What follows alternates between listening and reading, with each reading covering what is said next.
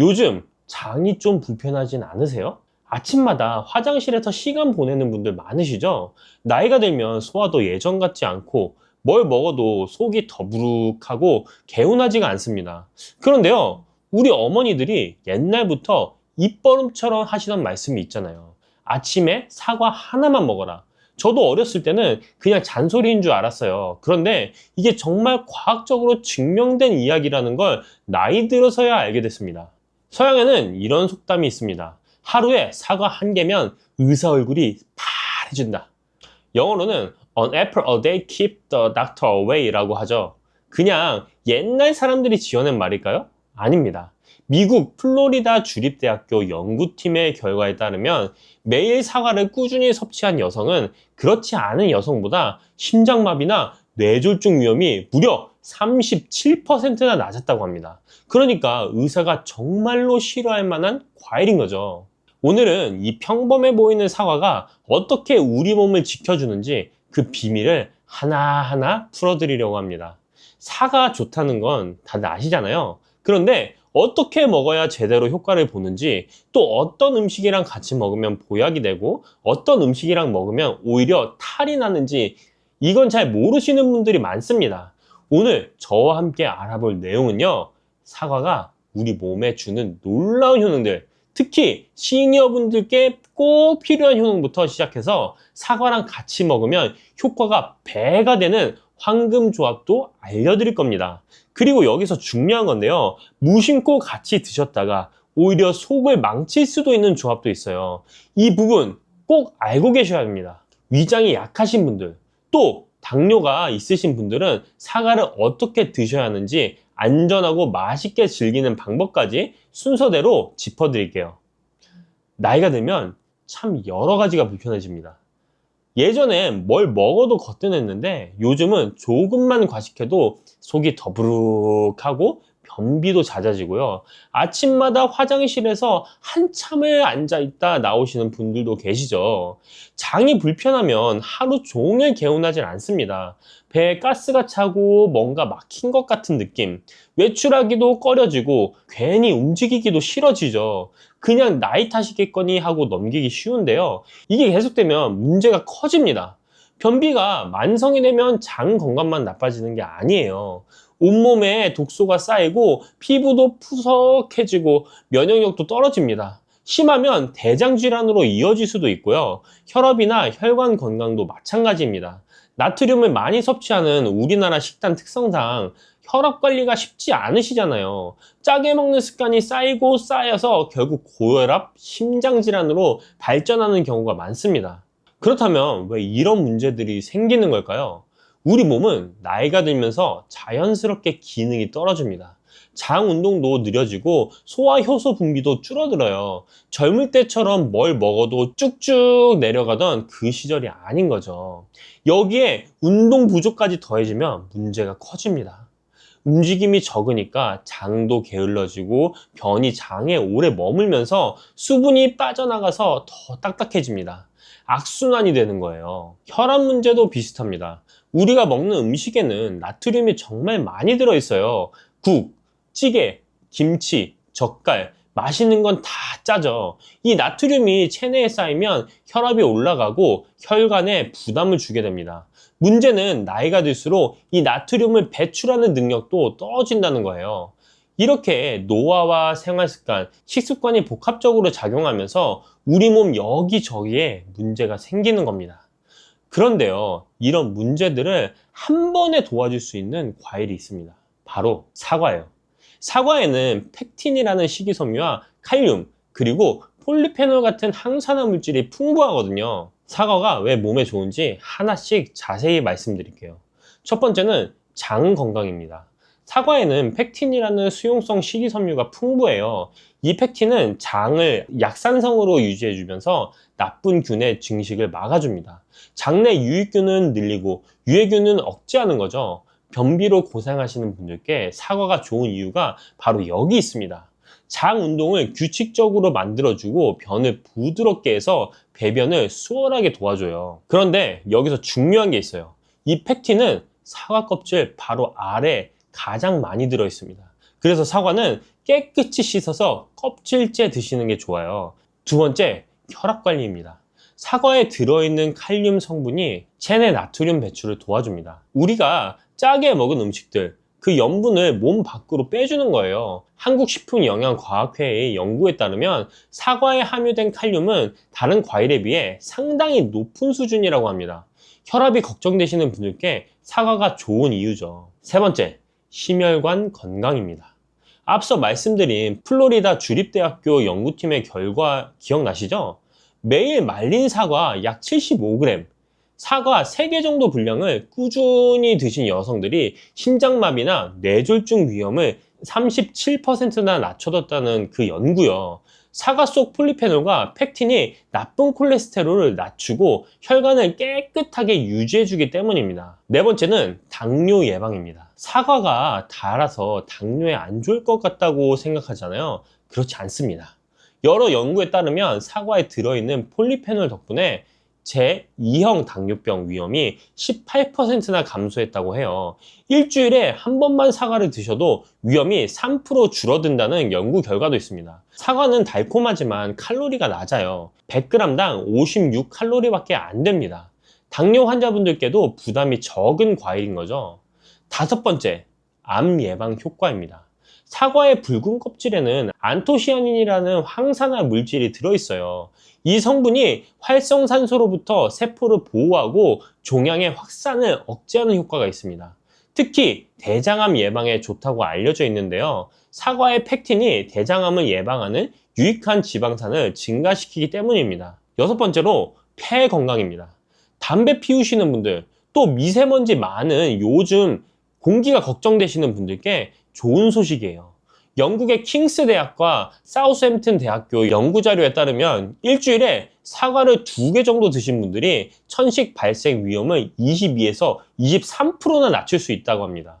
사과에 들어있는 케르세틴 성분이 폐 기능을 강화시켜주기 때문이에요. 일곱 번째, 치매 예방입니다. 사과를 씹어 먹으면 안면 근육 운동이 많아지면서 뇌로 가는 혈류량이 증가해요. 게다가 사과 속 케르세틴이 산화 스트레스로부터 뇌를 보호해줍니다. 서양에서 사과를 자연의 칫솔이라고 부르는 것도 이런 이유 때문이에요. 잘 씹어 먹으면 타액 분비도 늘어나고 구강 건강에도 좋고 뇌 건강에도 좋은 거죠. 이렇게 좋은 효과를 제대로 보려면 사과를 어떻게 드시느냐가 중요합니다. 먼저 드시는 시간이 중요해요. 장 운동이 가장 활발한 아침 식전에 사과를 드시면 효과가 좋습니다. 빈속에 사과 반쪽 정도 드시면 하루 장 활동이 훨씬 편안해지실 거예요. 적정량은 하루에 사과 한두 개, 약 200에서 400g 정도입니다. 많이 드신다고 무조건 좋은 게 아니에요. 적당히가 중요합니다.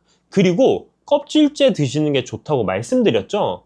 농약이 걱정되시면 흐르는 물에 깨끗이 씻어주시고요. 베이킹소다를 푼 물에 담갔다가 헹궈주시면 더 안심이 됩니다. 자, 이제 사과랑 같이 먹으면 효과가 배가 되는 황금 조합을 알려드릴게요.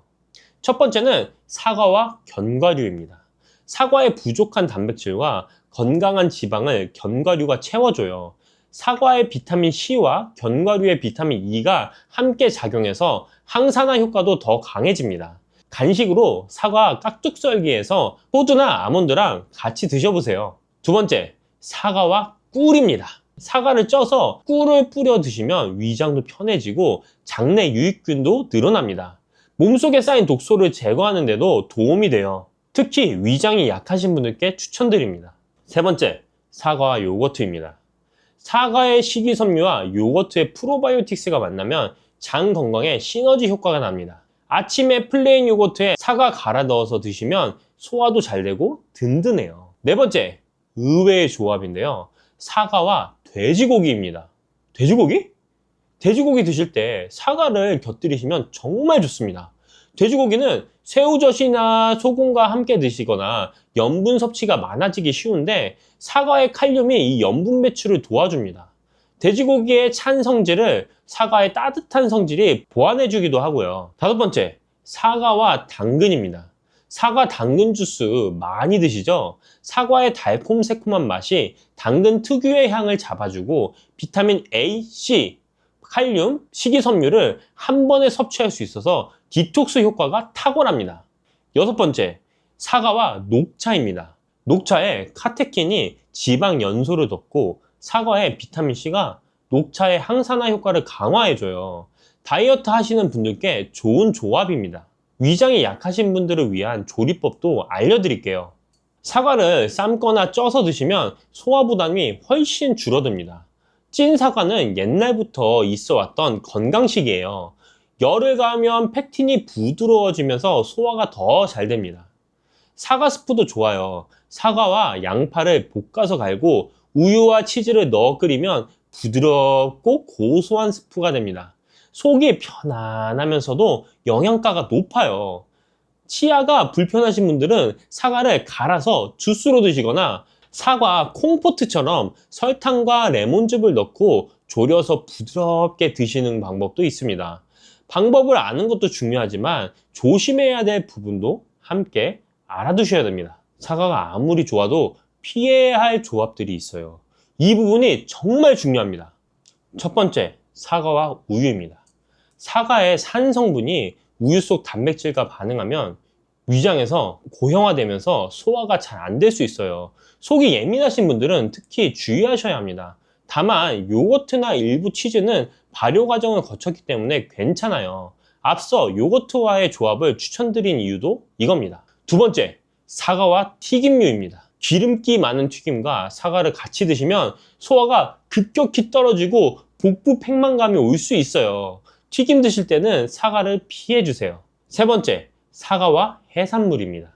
산성인 사과와 해산물을 함께 드시면 소화가 잘 안 되는 경우가 있어요. 해산물 드신 직후에는 사과를 피하시는 게 좋습니다.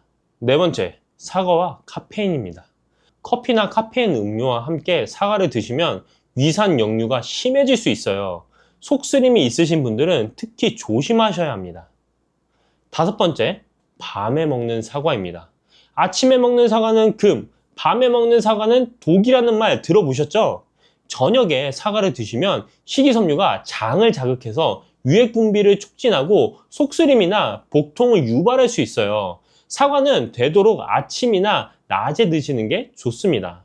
그리고 약 드시는 분들 주목해 주세요. 캐나다 온타리오 대학교 연구팀에 따르면 사과 주스와 일부 알레르기 약, 항생제, 혈압약을 함께 먹으면 약효가 떨어질 수 있다고 합니다. 약 드실 때는 사과 주스 대신 물로 드시고요. 약 복용 전후 한두 시간은 사과 섭취를 피해 주세요. 당뇨가 있으신 분들은 혈당 수치를 확인하시면서 적정량만 드시고요. 신장 질환이 있으신 분들은 칼륨 섭취량을 조절해 가야 하니까 전문의와 상담 후 드시는 게 좋습니다. 마지막으로 사과씨는 절대 드시면 안 됩니다. 사과씨에는 시안화물이라는 독성 물질이 들어있어요. 한두 개 실수로 삼키는 건 괜찮지만 의도적으로 많이 드시면 위험합니다. 사과 드실 때 씨는 꼭 제거해 주세요. 자, 오늘 사과에 대해서 많은 이야기를 나눴습니다. 정리해 드릴게요. 사과는 정말 의사가 싫어할 만한 과일입니다. 펙틴으로 장 건강을 챙기고 칼륨으로 혈압을 관리하고 폴리페놀로 심혈관 암까지 예방해 주니까요. 특히 우리 어르신분들께 필요한 효능이 가득 들어있어요. 드실 때는 아침 식전에 껍질째 깨끗이 씻어 드시고요. 하루에 한두 개 정도가 적당합니다. 견과류, 꿀, 요거트랑 같이 드시면 효과가 배가 되고요. 돼지고기 드실 때 곁들이시면 염분 배출에 도움이 됩니다.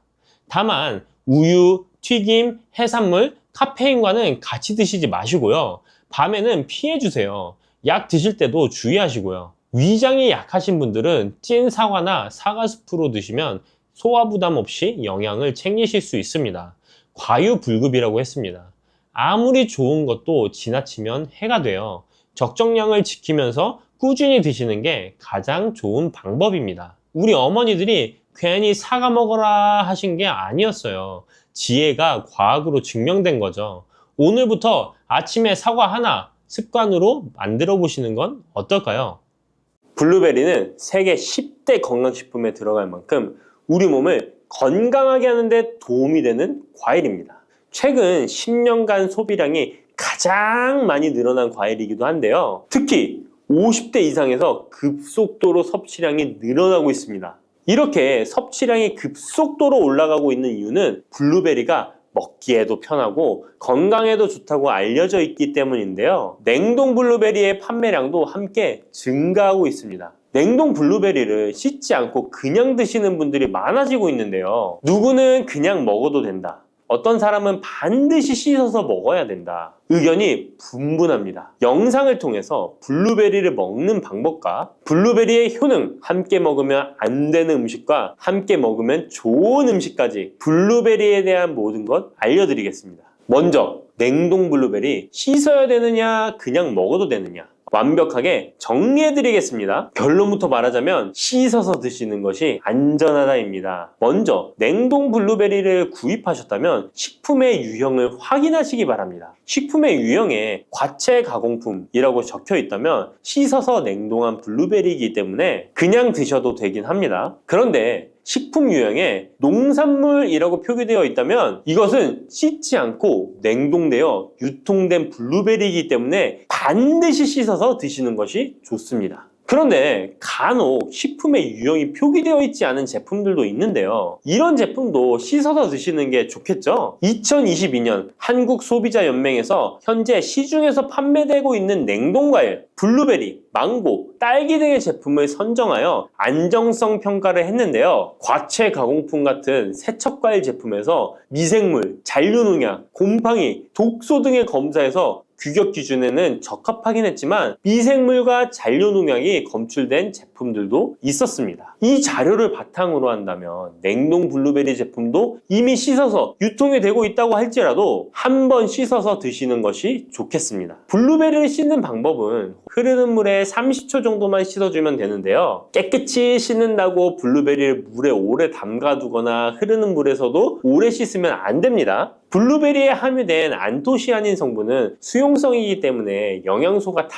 빠져나가 버릴 수 있습니다. 잔류농약 또한 수용성이기 때문에 흐르는 물에 30초 정도만 씻어도 충분하니까 걱정하지 말고 드셔도 됩니다. 블루베리는 특별히 생과일보다 냉동 블루베리가 안토시아닌의 함량이 높아집니다. 시드니의 뉴사우스 웨일즈 대학의 연구진이 블루베리를 건조, 냉장, 냉동했을 때 핵심 영양소가 어떻게 변화되는지 실험을 했는데요. 안토시아닌의 함량이 블루베리 1g당 생과일일 때 7.2g이었는데 냉장 보관하여 2주가 지났을 때 5.7mg으로 줄었고 건조했을 때는 4.3mg으로 더욱 줄었습니다. 그런데 냉동 한 달 후에는 8.1mg으로 생과일 때보다 늘어났고 냉동 3달이 지나자 7.9mg으로 소폭 줄었지만 역시 생과일 때보다는 많은 함량이 확인되었습니다. 실험 결과만으로만 보면 블루베리는 냉동으로 드시는 것이 가장 많은 영양 성분을 섭취할 수 있다는 말이 되겠네요. 추가로 눈 건강이나 심혈관 질환, 당뇨 등에 도움이 많이 되는 이 안토시아닌 함량이 개런티된 영양제도 많이 나와 있으니 꼭 블루베리, 빌베리와 같은 영양제를 드시려면 건강기능식품으로 제조된 안토시아닌 함량이 최소 50mg 들어있는 제품을 드시면 좋겠죠? 그렇다면 다른 채소나 과일은 냉동했을 때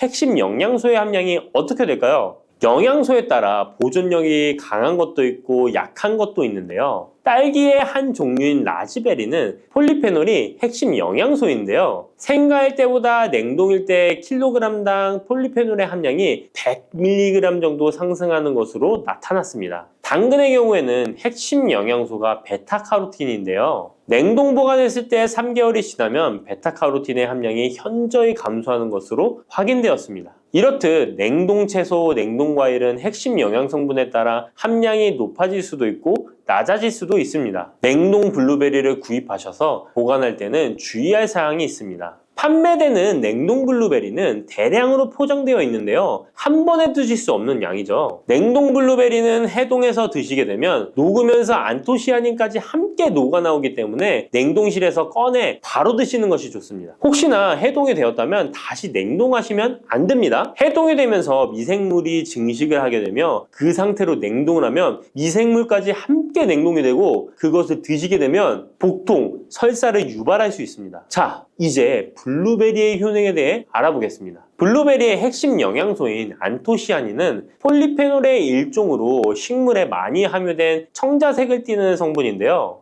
블루베리의 색깔이 짙은 보라색을 띠는 것이 바로 안토시아닌 때문입니다. 안토시아닌의 과일별 함량에서는 빌베리, 블루베리가 가장 높은 함량을 가지고 있는 것으로 알려져 있는데요. 안토시아닌 함량이 높고 좋은 빌베리, 블루베리일수록 드셨을 때 입안에 보랏빛으로 착색이 심하게 되는 경우가 많아요. 인공색소가 아니기 때문에 전혀 걱정 안 하셔도 되고 10분 정도 지나면 자연히 없어지니 시중 빌베리, 블루베리가 포함된 건강기능식품을 드셨을 때 착색이 되더라도 전혀 걱정 안 하셔도 됩니다. 안토시아닌의 가장 큰 효능은 눈을 건강하게 한다는 것입니다. 안토시아닌은 로놉신의 제합성을 촉진하여 시력을 보호하고 백내장, 안구 건조증, 망막염 등의 눈 질환을 예방합니다. 눈의 피로와 노화를 방지하며 초기 근시도 예방하는 것으로 알려져 있습니다. 또한 강력한 항산화 물질인 안토시아닌은 체내 활성산소를 제거하여 세포의 노화를 방지해 주는데 뇌세포의 노화까지 예방을 합니다. 폴리페놀 성분인 안토시아닌은 뇌의 신경세포를 보호하고 신경 전달 물질의 분비를 촉진하여 뇌의 기능도 향상시키며 뇌의 해마를 자극하여 기억력을 향상시키고 치매를 예방하는 데에도 효과적입니다. 테로스틸벤 성분이 뇌의 신경 전달 물질인 도파민과 노르에피네프린의 분비를 촉진하여 집중력을 향상시키는 데에도 도움을 주는 것으로 알려져 있습니다. 간단히 말하자면 블루베리를 꾸준히 섭취하시면 기억력, 집중력을 향상시키고 치매를 예방하는 데에도 조금이나마 도움을 줄 수 있다는 것이에요. 또한 활성산소를 제거하는 안토시아닌은 피부 미용에도 좋은 효능을 발휘하는데요. 피부 노화를 방지할 뿐만 아니라 염증을 제거하고 억제하는 효과도 있어서 여드름, 피부를 개선하는 데에도 도움이 됩니다. 또한 비타민과 미네랄이 풍부하여 피부를 건강하게 유지하고 풍부한 안토시아닌과 비타민C는 피부의 수분을 유지하는 데 도움을 주어 주름을 예방하고 피부톤을 밝게 하는 데에도 도움을 줍니다. 그리고 풍부한 식이섬유는 장의 운동을 촉진시켜주고 장 내의 노폐물을 흡착하고 배출시켜 피부 트러블을 개선하는 효과도 있습니다. 나이가 들면서 머리숱도 많이 줄어들게 되어 탈모로 걱정하시는 분들도 늘어나는데요. 블루베리는 탈모 예방에도 효과적이에요. 블루베리의 안토시아닌은 튼튼한 모발이 자라날 수 있도록 모낭세포를 자극해주고 두피세포의 노화를 예방하여 탈모를 예방하게 되는 것입니다. 또한 블루베리에 함유된 비타민C는 머리카락 조직 형성에 필수적인 성분이고 콜라겐 생성을 촉진하여 모발을 강화하고 두피 건강을 증진하는 데에도 도움이 됩니다. 항산화 성분인 안토시아닌은 머리카락 세포를 손상시키는 자유라디칼을 제거하고 머리카락 손상을 예방하는 데 도움이 되어 탈모를 예방하는 것입니다. 블루베리는 당뇨의 위험이 있는 분들에게 특히 도움이 되는데요. 블루베리는 혈당 수치를 낮추어주고 당분을 에너지원으로 사용하는 신진대사의 과정을 촉진해주는 효능이 있습니다. 미국의 당뇨병 협회는 블루베리를 당뇨병 슈퍼푸드라고 부르며 블루베리를 꾸준히 섭취하면 인슐린 감수성을 향상시키고 혈당을 낮추는 데 도움이 된다고 발표했습니다. 블루베리에 대한 연구를 진행했는데요. 하루에 150g의 블루베리를 섭취한 실험군은 혈당 스파이크의 발생이 낮아졌고 인슐린 수치 또한 낮아진 것으로 확인되었다고 발표했습니다. 블루베리에 함유된 안토시아닌뿐만 아니라 칼륨, 비타민 B6는 심장 건강을 지키는 데 도움을 주는데요. 이 성분들은 체내 콜레스테롤과 혈액의 지방을 감소시켜 혈액순환을 원활하게 해줍니다. 이런 효능으로 심장마비나 협심증을 일으키는 죽상동맥경화증을 예방하는 데 도움을 주게 됩니다. 또한 호모시스테인이 체내에 과하게 축적되면 혈관을 손상시키고 혈전을 생성하여 심장마비, 뇌졸중 등의 심혈관 질환을 유발할 수 있는데요. 블루베리의 풍부한 엽산과 비타민 B6는 호모시스테인의 축적을 방지하여 심혈관 질환을 예방할 수 있습니다. 블루베리는 많이 드시는데 블루베리 잎에는 관심이 별로 없는 것이 사실인데요. 블루베리 잎이 열매의 항산화 효능보다 뛰어나다는 사실 알고 계신가요? 블루베리 잎은 열매보다 안토시아닌 함량이 높고 또한 폴리페놀의 일종인 클로로겐산의 함량도 높아 열매보다 항산화 효과가 20에서 30배 높은 것으로 알려져 있습니다. 놀랍지 않나요? 이러한 블루베리 잎은 차로 우려서 드시면 되는데요. 물 1리터에 잎 4g을 넣고 10분 정도 끓인 후에 식혀서 드시면 됩니다. 블루베리가 새콤달콤한 맛이 난다면 블루베리 잎차는 구수한 맛이 나는 것이 특징입니다. 이렇게 좋은 블루베리도 함께 먹으면 안 되는 음식이 있는데요. 바로 우유입니다. 깜짝 놀라지 않으셨나요? 보통 냉동 블루베리를 우유와 함께 믹서기에 갈아서 주스로 많이 드시는데요. 이렇게 되면 블루베리의 영양소가 파괴됩니다. 국제의학 바이오 저널의 연구에 따르면 블루베리의 폴리페놀 성분과 우유 단백질의 친화성 때문에 블루베리와 우유를 함께 먹게 되면 블루베리의 항산화 성분이 대부분 파괴된다고 발표했습니다. 그리고 우유에 함유된 칼슘은 블루베리의 안토시아닌과 만나면 칼레이드화 되는데요. 이것은 둘이 결합하여 덩어리를 만든다는 것입니다. 이렇게 덩어리가 된 물질은 불용성 침전물로서 체내에서 녹거나 흡수되지 않고 몸 밖으로 배출되게 됩니다. 이 과정에서 체내에 머물며 소화되지 않기 때문에 위와 장에 큰 부담을 주게 됩니다. 이 때문에 블루베리와 우유를 자주 섭취하시거나 위와 장이 약하신 분들이 드실 경우 위장에 염증을 유발할 위험이 있습니다. 특히 신체 기능이 많이 떨어져 있는 나이가 많으신 분들이 이렇게 드시면 위장에 안 좋을 수 있으니 주의하시기 바랍니다. 블루베리 주스를 만들어 드실 때는 우유 대신 오트밀이나 물을 첨가하여 드시는 것이 좋겠습니다. 우유가 블루베리와 맞지 않는다고 해서 요거트도 맞지 않는 것은 아닙니다. 요거트는 발효 과정을 거쳐 단백질이 쉽게 분해되기 때문에 항산화 성분의 흡수율을 높여줍니다. 요거트에 냉동 블루베리를 얹어서 먹는 것은 좋은 블루베리를 먹는 방법이 되겠습니다. 블루베리를 드실 때 주의하셔야 할 분들도 있습니다. 블루베리에는 살리살신이라는 성분이 있는데 이것 때문에 알레르기 반응을 일으키는 분들이 있습니다. 블루베리를 드시면 입술이 붓거나 간지러운 증상이 나타나고 복통과 설사의 증상이 나타난다면 즉시 블루베리 섭취를 중단하셔야 합니다. 그리고 블루베리에는 혈액을 묽게 만드는 비타민 K가 풍부하게 함유되어 있는데요. 심장질환이나 뇌혈관 질환 등으로 이미 아스피린과 같은 혈전 용해제를 복용하고 계신 분들이 블루베리를 과잉 섭취하게 되면 문제가 발생할 수 있으니 섭취를 주의하셔야 합니다. 또한 사람에 따라서 블루베리가 일시적으로 혈당을 낮추는 효과가 있기 때문에 당뇨가 있는 분들이 블루베리를 과잉 섭취할 경우에 저혈당 증세도 나타날 수 있습니다. 어떤 음식이든 각자 자신의 체질에 맞게 드시는 게 가장 좋겠습니다. 부추와 이것을 함께 드시면 죽어가던 혈관이 살아나고 치매가 예방됩니다.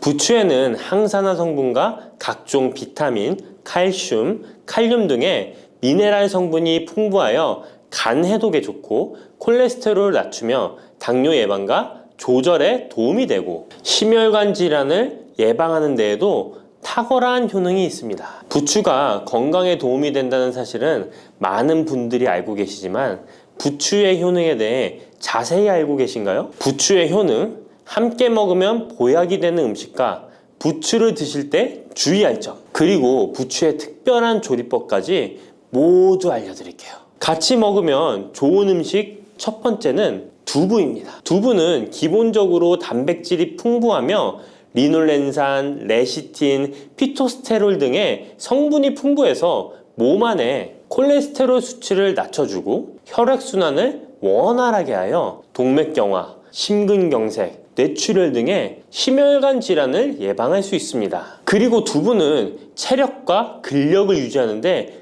큰 도움을 주는데요. 바로 두부의 풍부한 단백질 때문이죠. 근육은 매일 일정량이 새로운 근육으로 대체되기 때문에 매일 단백질을 공급해줘야 하는데요. 우리 몸에 단백질을 공급해주기 위해 정말 유용한 음식이 두부인 것이죠. 또한 두부에는 콜린이 풍부한데 콜린은 알츠하이머성 치매를 예방하는데 탁월한 효능을 발휘합니다. 그리고 두부는 건강하게 장수하는 데 도움이 되는데요. 많은 과학자들의 연구 결과 건강하게 장수한 사람들의 특징이 식물성 단백질을 꾸준히 섭취했다는 사실을 발견했고 동물성 단백질을 식물성 단백질로 바꿔 섭취했을 때 사망의 위험성이 낮아진다는 연구 결과도 있습니다. 이런 두부와 부추가 만나게 되면 심혈관 질환을 예방하는데 시너지 효과가 나오게 됩니다.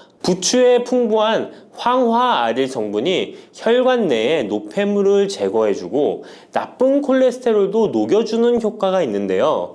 그렇게 되면 혈액은 깨끗해지고 혈액순환이 원활하게 되어 심혈관 질환을 예방할 수 있습니다. 그리고 부추에는 칼륨이 풍부한데요. 칼륨은 혈관 내에 나트륨을 배출해주는 작용을 합니다. 나트륨의 농도가 높아지면 고혈압이 발생하고 증세가 심해지면 치매까지 유발할 수 있는데요. 부추의 칼륨이 나트륨을 배출해 주어 혈관의 문제를 미리미리 예방하여 고혈압뿐만 아니라 혈관성 치매까지 예방하는 효과를 누릴 수 있답니다. 문제는 부추를 먹어 이렇게 혈액순환이 좋아진다 해도 혈관 내에 호모시스테인이라는 성분은 부추를 드시는 것으로는 해결되지 않습니다. 호모시스테인은 체내에서 메티오닌이 대사되는 과정에서 생성되는 아미노산입니다. 이 호모시스테인이 혈관에 쌓이게 되면 혈관을 손상시키고 혈액 응고를 촉진하므로 심혈관 질환이 급증할 수 있습니다. 그런데 이때 두부를 함께 드시게 되면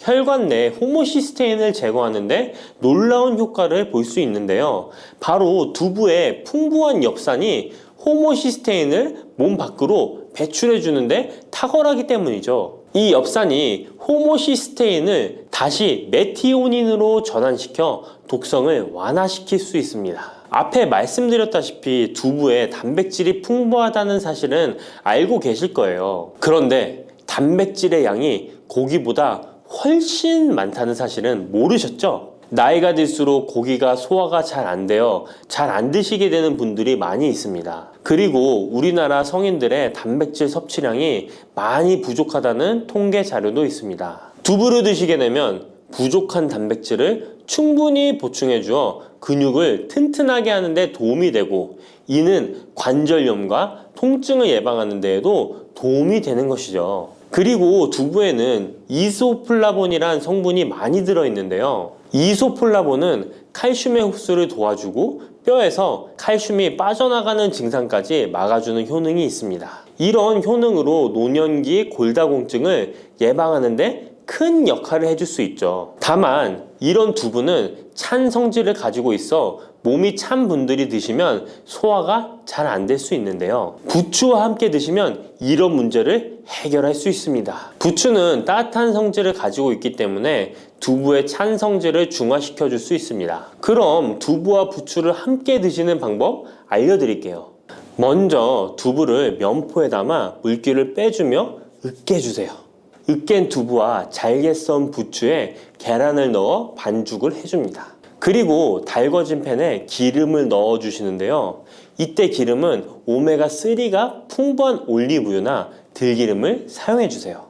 반죽을 넣고 잘 부쳐주면 두부 부추전이 완성됩니다. 두 번째, 부추와 함께 먹으면 보약이 되는 음식은 사과입니다. 부추를 사과와 함께 드시게 되면 사과의 풍부한 항산화 물질들이 혈관을 보호하고 유기산이 우리 몸의 신진대사를 촉진해 주어 몸속에 생성되는 발암 물질들을 몸 밖으로 빠르게 배출시켜 줍니다. 부추의 효능 중 가장 중요한 것 중에 하나가 바로 이 항암 효과인데요. 부추에 있는 다양한 영양 성분과 식이섬유, 항산화 물질들 덕분이죠. 부추에는 비타민 A, 비타민 C와 같은 항산화 물질이 풍부합니다. 이 항산화 물질은 세포를 손상시키고 염증을 유발하며 노화를 촉진하는 활성산소를 제거하는 역할을 해주고 암세포의 활성을 억제하는 효능이 있습니다. 특히 비타민 A는 면역체계를 강화시켜 주어 우리 몸이 암세포와 싸워 이길 수 있는 힘을 높여주는 역할을 해준답니다. 세포를 손상시키는 주범에는 프리라디칼이란 물질이 있는데요. 프리라디칼의 체내 농도가 높아지면 암세포의 발생이 급격하게 올라가게 됩니다. 이런 나쁜 물질을 부추의 비타민 C와 비타민 E가 제거해 주어 암을 예방하는 효과가 있다는 것이죠. 그리고 부추와 사과에는 수용성 식이섬유가 많이 들어있는데요. 이 식이섬유는 소화 기능을 건강하게 유지할 뿐만 아니라 특히 대장암 같은 소화계통의 암을 예방하는 데 큰 도움을 줍니다. 그리고 식이섬유가 풍부한 부추와 사과는 혈당 관리에 도움을 주어 당뇨를 예방하고 개선하는 데 큰 역할을 하는데요. 식이섬유는 혈관 내에 콜레스테롤을 배출하는 데 도움을 주고 당 성분이 장에서 천천히 흡수되도록 해주어 혈당이 급격히 오르는 것을 방지해 줍니다. 이렇게 되면 췌장에서 인슐린이 분비되는데 충분한 시간을 벌어주어 췌장이 혹사되는 것도 예방해 주는 것이죠. 그럼 부추와 사과는 어떻게 드시면 좋을까요? 먼저 각종 채소로 샐러드를 만들어 드실 때 부추와 사과를 채를 썰어 함께 드셔도 정말 맛있게 드실 수 있습니다. 그리고 부추와 사과를 함께 갈아서 주스로 만들어 드셔도 좋은데요. 만드는 방법도 아주 간단합니다. 먼저 잘 씻은 부추를 적당한 크기로 잘라주시고 사과도 가운데 씨를 빼고 적당하게 잘라줍니다. 믹서기에 넣고 물 1컵, 올리브 오일을 1스푼 넣어줍니다. 올리브 오일을 넣으면 부추의 영양 성분 흡수율을 몇 배나 올려줄 수 있습니다. 이렇게 넣고 갈아주기만 하면 부추 사과 주스 완성입니다. 세 번째, 부추와 함께 먹으면 보약이 되는 음식은 돼지고기입니다. 부추의 강력한 생명력은 지친 간을 되살리는데도 그 효능이 뛰어나 간에 쌓인 독소를 제거하는데도 효과적인데요. 부추에 함유된 베타카로틴과 클로로필 같은 간세포를 보호하고 간의 재생을 촉진해주는 역할을 해줍니다. 그리고 부추에 함유된 사포닌 성분은 지방간을 예방하고 간의 부담을 덜어주는데 많은 도움을 줄 수 있습니다. 또한 황화알릴이라는 성분이 풍부한데 이 성분은 간의 면역력을 강화해주고 간의 여러 질환을 예방해주는 효능이 있습니다. 여러분 혹시 글루타치온이라는 영양제 들어보셨나요? 부추에는 체내에서 이 글루타치온을 합성할 때 필요한 황화합물이 풍부하여 간의 해독작용을 높여줄 수 있습니다. 이때 돼지고기를 부추와 함께 드시면 우리 몸에 보약이 되는데요. 부추의 알리신 성분이 돼지고기의 비타민 B1의 흡수율을 높여줍니다. 또한 부추의 따뜻한 성질이 돼지고기의 찬 성질을 보완해 주어 소화가 잘 되도록 도와주고 위장 건강에 도움을 줄 수 있습니다. 그리고 영양학적으로도 서로 보완이 되어 균형 잡힌 식사가 될 뿐만 아니라 혈액순환 개선, 면역력 강화, 피로 해소, 에너지 증진, 항암 효과 등을 더 효과적으로 얻을 수 있습니다. 그렇다면 부추와 돼지고기는 어떻게 드시면 될까요? 돼지고기 수육을 부추와 함께 쌈을 싸서 드셔도 좋지만 반찬으로 만들어 먹을 수 있는 방법을 제가 알려드릴게요. 바로 돼지고기 부추볶음인데요. 먼저 부추를 적당한 크기로 잘라 준비해 주시고 돼지고기는 길쭉하고 얇게 썰어줍니다. 잘 달궈진 팬에 올리브유를 둘러주시고 부추와 돼지고기를 한 번에 넣고 볶아줍니다. 이때 대파와 다진 마늘을 넣어주시고 간장으로 간을 해주시면 됩니다. 다 볶아진 후에 들기름을 살짝 곁들여 주시면 고소함이 폭발할 뿐만 아니라 영양도 만점인 보약 반찬이 완성됩니다. 참고로 돼지고기 대신 오리고기를 사용해도 훌륭한 요리가 된답니다. 네 번째, 부추와 함께 먹으면 보약이 되는 음식은 브로콜리입니다. 브로콜리는 세계 10대 슈퍼푸드 중 하나로 선정될 만큼 건강에 좋은 채소입니다. 브로콜리에는 항산화 물질인 비타민 E, 베타카로틴, 비타민 C 등이 풍부하게 함유되어 있어 혈관 속의 활성산소를 제거하여 세포의 노화를 방지하는 효과가 있습니다. 그리고 설포라판이라는 항암 성분도 풍부하여 암세포의 성장을 억제하고 암 예방에 효과적인 놀라운 식물이죠. 또한 비타민 A가 풍부하여 눈 건강에도 아주 좋은 효능을 발휘합니다. 이 비타민 A는 부추에도 풍부하여 함께 드실 때 시너지 효과를 누릴 수 있게 되는데요. 비타민 A는 로놉신의 합성을 도와 야맹증을 예방해주고 눈의 점막을 만들어내는 효능이 있어 안구 건조증을 예방하고 눈시림 증상을 완화시켜 줄 수 있습니다. 또한 비타민 C는 활성산소를 제거하여 안구 세포를 보호해주고 눈의 혈관을 건강하게 유지시켜 주어 망막이 손상되는 것을 막아줍니다. 이런 효능으로 눈이 충혈되는 것과 통증을 완화시켜 줄 수 있습니다. 눈 질환 중에 황반변성은 노인의 실명 원인 1위로 매우 위험한 질병인데요. 부추와 브로콜리에 풍부하게 들어있는 비타민 E가 예방해 줄 수 있습니다. 황반변성은 안구의 급격한 노화로 인해 발생하는데 비타민 E가 노화를 막아주는 효능이 있어 황반변성을 예방하는 데 도움을 줍니다. 이 비타민 E는 비타민 C, 비타민 A와 함께 먹을 때 우리 몸에서 흡수율이 올라가는데요.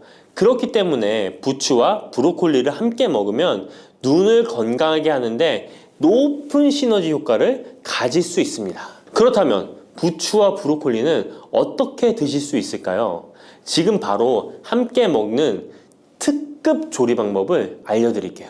잘 씻은 부추를 적당 크기로 잘라 준비하고 브로콜리는 송이를 나누어 끓는 물에 부추와 함께 살짝 데쳐줍니다. 데친 부추와 브로콜리는 찬물에 헹군 후에 물기를 제거합니다. 간장, 식초, 설탕, 다진 마늘, 참기름을 섞어 양념장을 만들어 부추와 브로콜리를 골고루 묻혀줍니다.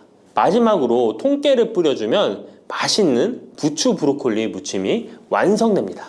이렇게 몸에 좋은 부추도 주의해야 할 사항이 있습니다. 돼지고기와 함께 먹을 때는 좋지만 소고기와는 함께 먹지 않는 것이 좋습니다. 소고기는 부추와 비슷하게 따뜻한 성질을 가지고 있습니다. 부추와 함께 드시게 되면 뜨거운 성질이 강화되어 위와 장 등의 소화기관에 강한 자극을 주게 되어 소화불량을 일으키고 복통이나 설사를 유발할 수 있습니다. 너무 많이 드시게 되면 그 열로 인해 두통과 불면증까지 오는 경우도 있습니다. 그리고 신장 기능이 약하신 분들도 부추를 드실 때 주의하시는 게 좋은데요.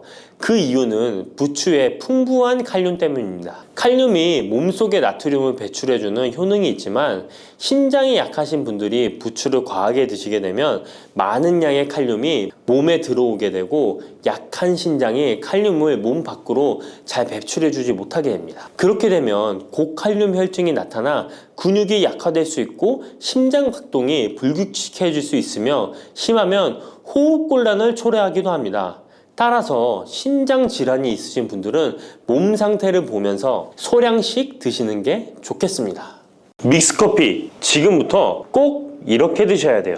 의사들이 적극 추천하는 방법입니다. 믹스커피는 당뇨에 안 좋다는데 먹어도 되는 거야? 요즘 이렇게 질문하고 있지 않으신가요? 결론부터 말씀드리면 어떻게 먹는지에 따라 믹스커피는 건강에 도움이 될 수도 있고 안 될 수도 있습니다. 그래서 잘 알고 먹어야 하는 거죠. 지금부터 믹스커피에 대한 모든 것을 자세히 알아볼 텐데요. 영상 끝까지 보시면 믹스커피 성분, 효능, 부작용, 건강에 어떤 영향이 있는지와 사람에 따른 하루 권장량, 믹스커피와 같이 먹으면 정말 좋은 식품까지 그동안 몰랐던 믹스커피에 대한 모든 진실 아실 거예요. 제일 먼저 기억하실 게 믹스커피의 성분인데요. 믹스커피는 과연 어떤 성분으로 만들어졌을까요? 물론 믹스커피 제조사마다 성분이 조금씩 다르지만 가장 많이 드시는 믹스커피를 기준으로 말씀을 드릴게요. 믹스커피 성분 첫 번째는 프림입니다. 프림의 원료는 코코넛의 속살인데요. 코코넛 과육에서 채취한 식물성 지방을 분말로 만들어서 믹스커피의 프림으로 사용하는 것입니다. 근데 이 프림이 지방이니까 몸에 안 좋고 콜레스테롤 수치를 높인다 하는 분들도 있고 식물성 지방이라서 오히려 몸에 괜찮다 하는 분들도 있는데요. 어떤 게 맞는 걸까요? 정확히 말하자면 프림에 들어있는 지방은 코코넛에 추출한 추출한 식물성 지방이 맞긴 하지만 콜레스테롤을 대놓고 올리는 나쁜 포화지방이 맞습니다. 그런데 여기서 기억하셔야 할 것이 있는데요. 프림에 사용되는 주요 성분인 야자유는 중쇄지방산으로 일반적인 포화지방산과는 조금 다릅니다. 이 중쇄지방산은 일반적으로 체내에서 빠르게 흡수되어 에너지원으로 전환됩니다. 또한 일반적인 포화지방산과는 다르게 심혈관 건강에 악영향을 미치지 않고 소화에도 도움을 줄 수 있는 지방산이에요. 또한 믹스커피 프림에 들어있는 포화지방산은 그 양이 완전히 적다는 것입니다. 요플레 하나 정도에 들어가 있는 양이라고 할 수 있죠. 요플레는 건강을 위해 드시잖아요. 결국 믹스커피에는 몸에 안 좋은 포화지방산이 들어있지만 소량이라서 콜레스테롤 수치에 영향이 하루 한 잔 정도로는 매우 크게 좌지우지할 수 없다고 할 수 있습니다. 그리고 콜레스테롤에 대한 것도 잘 아셔야 하는데요. 우리가 식사하면서 섭취하는 콜레스테롤은 약 20%를 차지하고 나머지 80% 정도는 필요한 만큼 신체에서 자연적으로 합성됩니다. 그렇기 때문에 단순히 커피 한 잔 정도를 마신다고 해서 콜레스테롤 수치가 급격히 올라가거나 건강에 이상을 끼칠 정도의 영향을 주지는 않는다는 거죠. 믹스커피 성분 두 번째는 설탕입니다. 설탕은 당 성분으로 칼로리가 높아서 당연히 몸에 안 좋은 걸로 알고 계실 거예요. 더군다나 믹스커피에 들어있는 설탕은 정제 과정을 거친 백설탕이라 일반적인 설탕보다 흡수 속도가 어마어마하게 빠릅니다. 즉 믹스커피를 마신 후 만족감을 쉽게 느끼는 것은 그만큼 흡수율이 빠르기 때문인데요. 이 당이 소화 과정을 거치지 않고 곧바로 혈액에 녹아들게 됩니다. 왜 안 좋은지 아시겠죠? 근데 여기서 반전이 있어요. 믹스커피에는 설탕이 5g 정도밖에 안 들어있다는 건데요. 쉽게 설명하자면 우유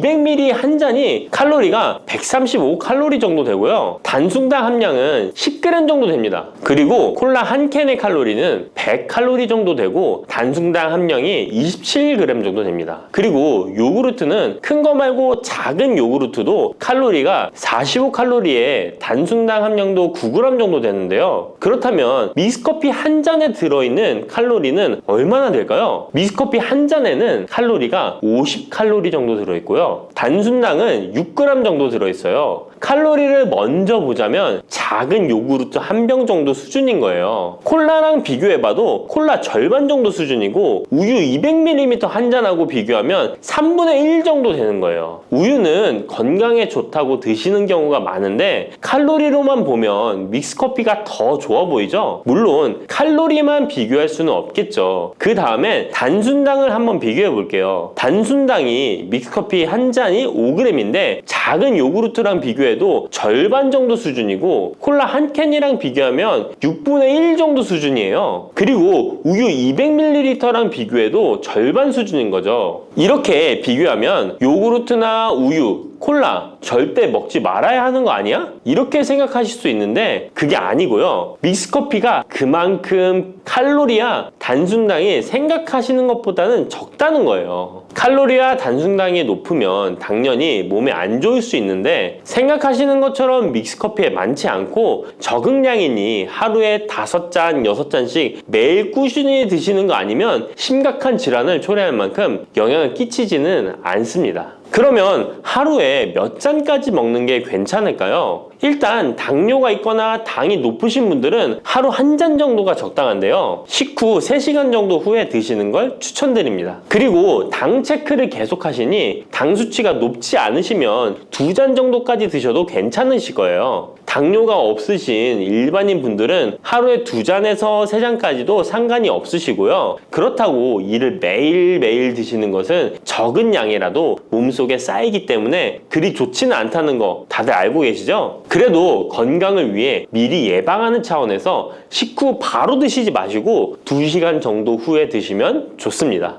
믹스커피의 성분 세 번째는 커피에 들어있는 카페인입니다. 카페인에 대해 설명하기 전에 믹스커피도 일반 커피처럼 커피가 들어가 있기 때문에 커피 성분이 주는 효능이나 부작용도 나타날 수 있습니다. 먼저 커피의 효능을 보자면 커피의 효능 첫 번째, 암 예방 효과입니다. 미국 건강 매체 캔서 헬스에 따르면 ITPR3라는 물질은 대장암에서 간 전이에 기여하는 유전자의 발현을 유도해서 도미노 효과를 유발하는 물질인데 특별한 억제제는 아직 없지만 커피를 마시는 사람들에서 카페인이 이 ITPR3에 대한 억제 효과를 보인다는 것을 발표했고, 카페인 섭취와 대장암 재발 및 사망률의 관계를 추적한 결과 하루 4잔 이상 커피를 마신 환자들이 전혀 마시지 않은 사람들에 비해 생존율이 현저히 향상된 것으로 규명된 바 있는 연구도 진행했었습니다. 이런 실험을 진행하면서 커피의 카페인에 대한 효능들이 지금까지 다양하게 연구되고 있는데요. 그렇다고 해서 커피를 무조건 많이 드시란 이야기는 아니고, 또 믹스커피 자체가 이런 효능이 있다는 말도 아니에요. 커피에 카페인에 대한 몇 가지 실험을 이야기 드린 거고요. 그만큼 카페인에 대한 너무 부정적인 인식을 변화시켜 보시라고 말씀드리는 거예요. 커피의 효능 두 번째는 기억력 회복 효과입니다. 서울대 식품생명공학부 교수님께서 쥐의 인지 능력을 실험했는데요. 쥐를 물에 빠뜨린 뒤 안전한 장소에 도착하는 시간을 측정해 봤더니 평균 10초 정도 걸렸습니다. 그 쥐들에게 기억력을 손상시킬 수 있는 물질들을 투입하고 같은 실험을 했을 때 안전한 장소를 발견하는데 최대 40초가 걸렸습니다. 이 쥐들은 두 그룹으로 나눠 한 그룹은 하루에 3잔의 커피를, 다른 그룹은 6잔의 커피를 주입했습니다. 그 결과 하루 3잔의 커피를 준 쥐들은 20초로 빨라졌습니다. 그런데 하루 6잔을 주입한 쥐들은 거의 정상으로 돌아왔고 평균 10초 정도 걸렸습니다. 이런 결과에 따르면 커피가 기억력 회복에 확실히 도움이 되었다고 할 수 있는 실험도 있다고 간략히 소개해드리는데, 참고로 이 실험에서는 일반 카페인 커피와 디카페인 커피 두 종류를 같이 실험했는데 거의 똑같은 효과를 보였습니다. 결론은 커피에 카페인이 없어도 커피에 들어있는 클로로겐산 등 각종 항산화제 성분 덕분에 기억력 회복 효과가 높아졌다는 것입니다. 정말 놀랍지 않나요? 나이가 들어가면 기억력이 안 좋아지고 인지 능력 장애가 오면서 더 나아가서는 치매가 올 수도 있는데 커피의 성분이 이런 질병을 예방할 수 있다니 너무 커피를 부정적인 시각으로 보시지 않아야겠죠? 그렇다고 남용하면 안 되시고 모든 사람에게서 동일한 실험 효과가 나타나는 것이 아니니 자신의 상태를 잘 알고 드셔야겠죠? 다만 카페인에 예민하신 분들은 믹스커피나 일반 카페인 커피를 드시면 잠을 잘 못 주무실 수도 있으니까 디카페인 커피를 추천드립니다. 그리고 역류성 식도염, 위염 같은 위장 질환이 있으신데 커피는 드시고 싶은 분들은 될 수 있으면 디카페인 커피를 드시면 되겠죠? 커피의 효능 세 번째는 혈당 조절 효과입니다. 전 세계적으로 대사증후군을 앓고 있는 사람이 10억 명이 훨씬 넘는다고 하는데요. 이처럼 많은 사람들이 모든 질병의 근원이라고 불리는 대사증후군을 가지고 있습니다. 최근의 연구들은 커피가 대사증후군의 발병 위험을 감소시킨다는 것을 보여주고 대사증후군의 발병 위험률을 감소시킨다는 것을 보여주고 있는데요. 커피에 대한 매우 흥미로운 연구 논문을 소개하겠습니다. 이 연구는 하루에 5잔의 카페인을 마신 사람들과 카페인이 없는 커피를 마신 사람들을 비교했습니다. 카페인 커피를 마시는 사람과 카페인 없는 커피를 마시는 사람은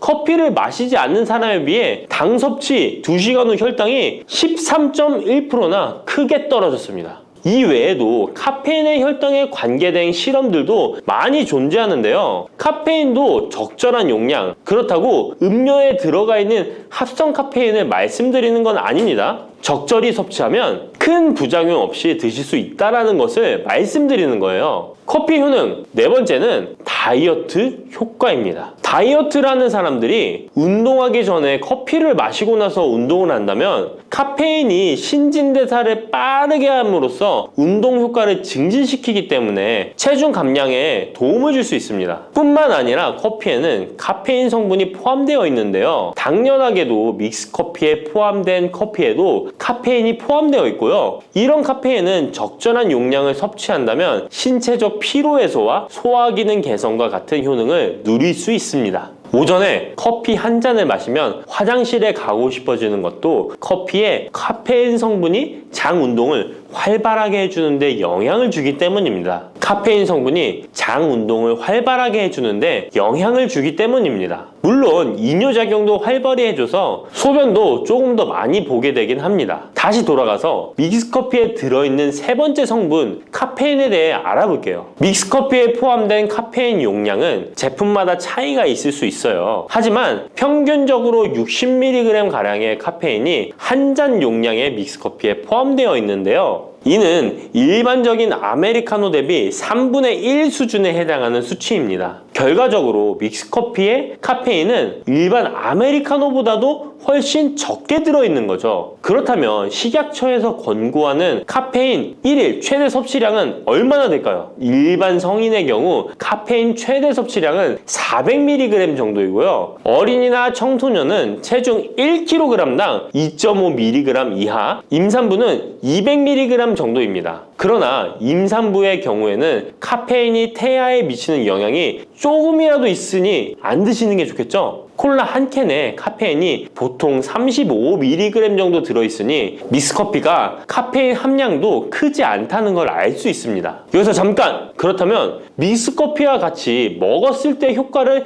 극대화시킬 수 있는 식품이 있을까요? 커피와 같이 먹으면 좋은 음식, 첫 번째는 강황입니다. 노란 빛깔의 강황가루를 넣은 커피를 골든 라떼라고도 부르고 있습니다. 강황이 몸에 좋다는 사실이 알려지면서 이미 미국과 유럽 등 전 세계적으로 엄청난 인기를 끌고 있는 새로운 종류의 커피 중 하나인데요. 강황에 함유된 커큐민 성분에는 강력한 항염 효과를 지니고 있어서 체내의 염증 유발 물질을 억제하며 암세포가 발생하고 증식되는 위험을 낮춰줍니다. 또한 우울증을 완화하는 데도 도움이 되며 기억력을 개선하고 치매를 예방하는 등의 다양한 효능을 가지고 있습니다. 강황 커피는 커피 한 컵에 강황 한 티스푼을 넣어 마시면 좋은데요. 강황 속의 커큐민은 우리 몸에 굉장히 흡수되기 어려운 성질을 가지고 있습니다. 그래서 세계적으로 유명한 원료 기업들은 각 기업마다의 커큐민 흡수율을 높인 특허 원료를 만들어내곤 하는데 간단하게 흡수율을 높일 수 있는 방법이 있습니다. 바로 후추입니다. 미국 텍사스 주립대학에서 실시한 연구 결과 강황의 커큐민은 후추의 페페린과 만나면 흡수율이 2000%까지 높아지는 것으로 나타났습니다. 강황 커피에 후추를 아주 살짝 넣어 드시면 건강 개선 효능을 높일 수 있으며 만약 향이 강하다고 느껴지신다면 우유를 조금만 넣어 드셔도 아주 좋습니다. 믹스커피와 같이 먹으면 좋은 음식 두 번째는 계피입니다. 커피에 계피를 넣으면 아주 향긋한 커피를 즐길 수 있어요. 후추와 정향에 이어 세계 3대 향신료 중 하나인 계피는 이미 수천 년 동안 약재로 사용되어 왔으며 여러 연구를 통해 계피의 다양한 효능이 입증되어 왔습니다.